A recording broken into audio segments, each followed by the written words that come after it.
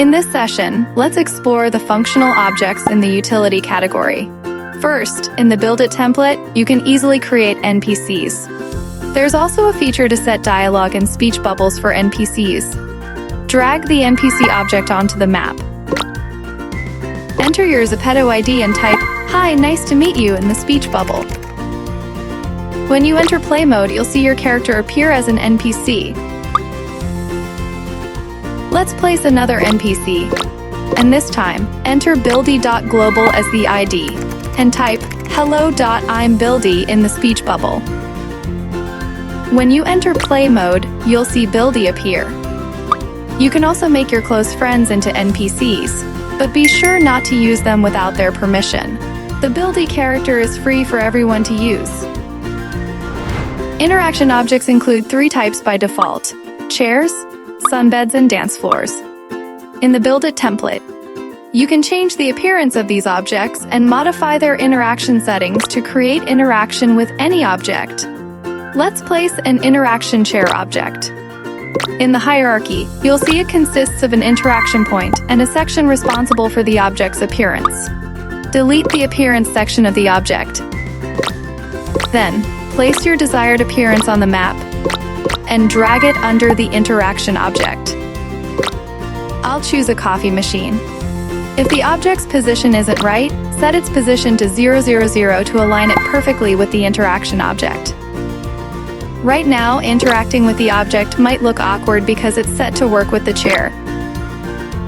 The animation clip file determines the gesture your character performs during interaction. Also, when snap bone is checked, your character sticks to the object.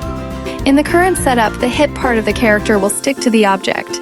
If you turn off snap bone, the character won't stick to the object, making interaction smoother depending on the object type. Now, let's change the gesture of the interaction. If you change the gesture animation file, your character will perform a different gesture. Remember, any changes made while in play mode won't be saved, so be sure to turn off play mode before editing. Gesture files can be found in Asset, Template Resources, Modules, Interaction, Animation. But if you scroll further, you'll also find them in Packages, ZEPETO.character.controller, Runtime, Resources, Animations. Let's try using the OK gesture. Once you've set everything up, save and enter play mode. You'll see the gesture now matches the coffee machine interaction. Use this method to create your own custom interaction objects. By default, ZEPETO characters spawn at 000, the center of the map. You can use the spawn object to set a custom spawn location, which is useful for testing or creating specific starting points. Drag the spawn object onto the map, making sure there's only one. When you enter play mode, your character will start at the spawn object's location. An interaction music object plays a specific sound or music when interacted with. You can easily change the music file by dragging a new one into it.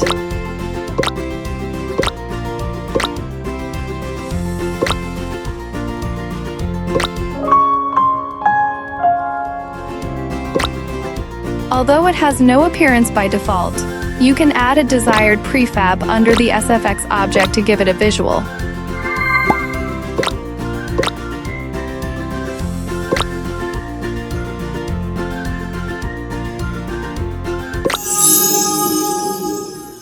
You could even place it near an NPC, making the NPC sing or play music. A timer object shows a UI countdown when interacted with and finishes when you interact with the endpoint. When you drag the timer object onto the map, both the start and endpoint objects are placed together. Use the movement tools to position them where you want, for example in a jumping map.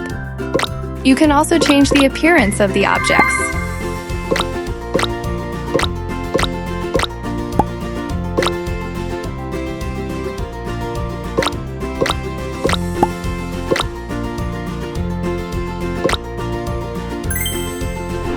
When interacting with a roulette object, a random number within a set range appears in the chat window.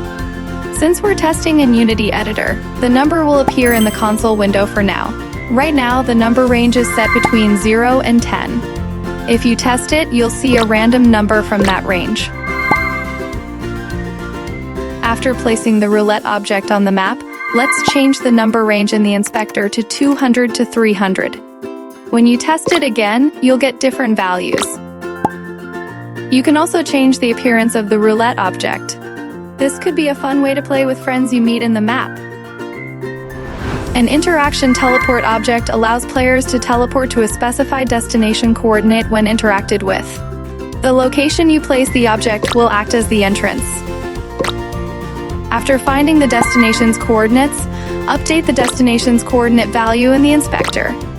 You can also change the object's appearance. Enter play mode and interact with the object to see the teleport in action. The teleport object has many potential uses.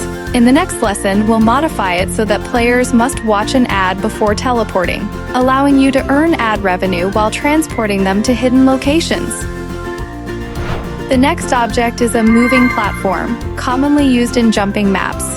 Grab the moving platform from the utility category. After placing it on the map, open the object in the hierarchy, and you'll find a moving platform manager. In the .WeanSync helper settings, you can choose the tween type, which determines how the platform moves. Circular moves the platform in a circular path, while linear moves it in a straight line between points. Let's set one platform to linear and another to circular, and add points for each.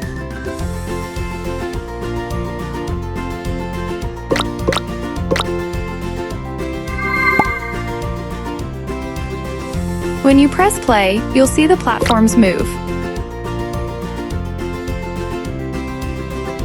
You can also change the move speed value to adjust the platform speed and modify its appearance. Test it out in play mode, and you'll see that your character can stand on the platform. Use the moving platform object to create a fun jumping map.